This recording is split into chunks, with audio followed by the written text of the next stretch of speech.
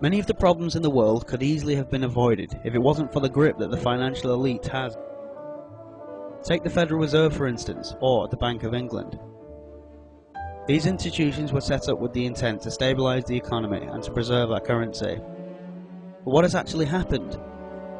An ongoing cyclic trend of boom and bust, and a landslide depreciation of both the American and British currencies. It would be easy to dismiss this as a conspiracy theory, but when you hear figures like the American dollar is worth 4 cents in real money, or the British pound is worth 6 pennies, and is almost completely propped up by inflation, alarm bells must ring even for the most hardened supporters of government and commerce. The sad thing is that this is not a clandestine attempt to subvert. This is theft, done on the world stage in full daylight with everyone watching. How has this been achieved? The methods most commonly used tend to fall under 3 broad categories. 1. Fear, usually in the form of threats or imprisonment and/or property confiscation. 2. Apathy. Governments of the world use our own desire for a quiet life against us. 3. Ignorance. Governments obfuscate the law by both the use of legalese and the vast complexities and nuances of legislation. In short, we have been lied to, badgered and bullied into believing that what has happened is in our own interests, while nothing could be further from the truth. The perpetrators are so arrogant in their belief that they are above the law that they commit these crimes daily with almost complete impunity. But of course, those that have the power don't want you to think like this. In fact, they don't want you to think at all. They would rather you just went about your business serving their interests. And how did they acquire this charmed status, you may ask? Go back far enough and most of them took it by one means or another. Or it was handed to them by those that took it. A tiny portion of them actually worked hard for it, and most of these became poisoned by the system, only to become as corrupt themselves.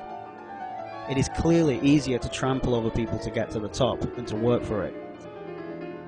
This method has shown itself to yield results with replete consistency throughout the ages. Before asking yourself how can we fix these problems with our system, ask yourself first if the system really works at all.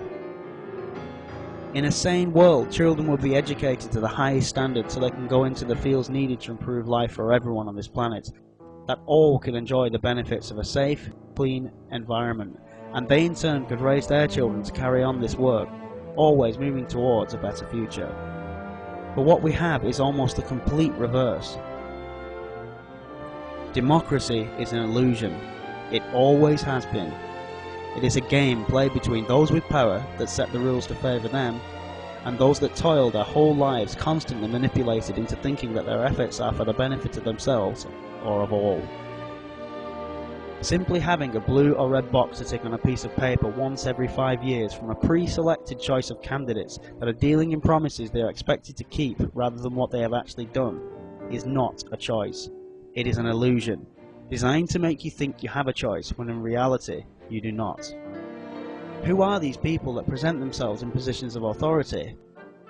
They are simply human beings that have joined a political party and have wormed their way to the top, often accepting bribes from corporations to get their campaigns underway.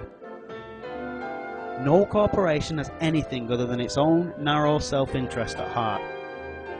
This is why the democratic process is broken before it has even started.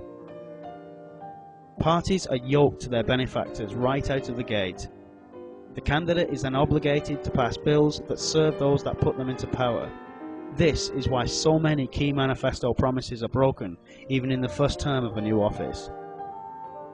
Again, how can we have a choice when the vast majority of political decisions happen behind closed doors, without any input from the people?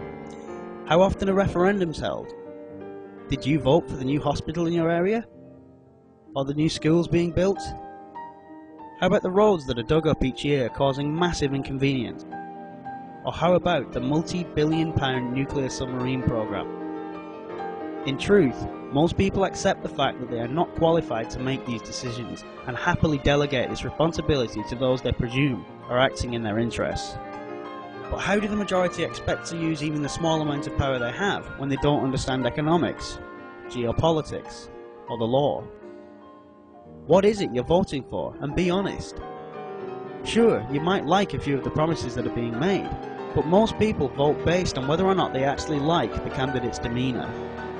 Now, these candidates are some of the most sophisticated and charismatic manipulators in the world, and they have been programmed by an army of spin doctors and word writes alike to say and do the things we have been programmed to respond to. So how can we be expected to trust our own judgment, given this is the way politics operates? We're all potential voters.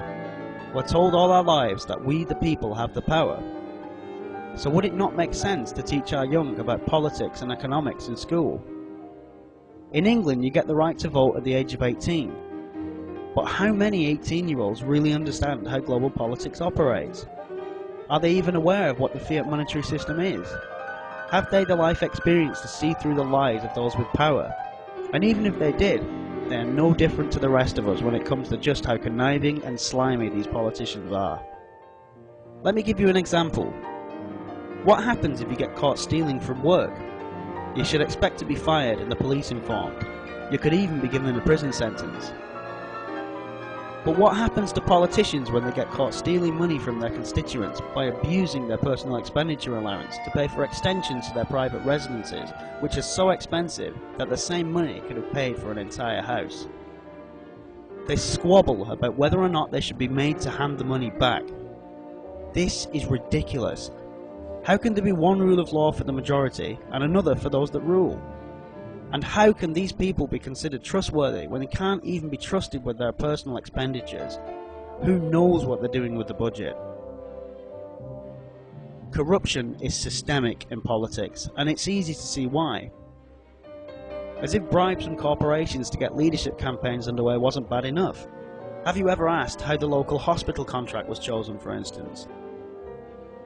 It is a matter of public record that the contract for a recent upgrade to a hospital in the Midlands was awarded to the highest of 3 companies that bid for it. Just to put this into context, the cheapest contract bid was less than half of the bid that won. Where is all that extra money going? Under what basis was this contract chosen? Look for who is profiting from this contract and you will probably find the answer.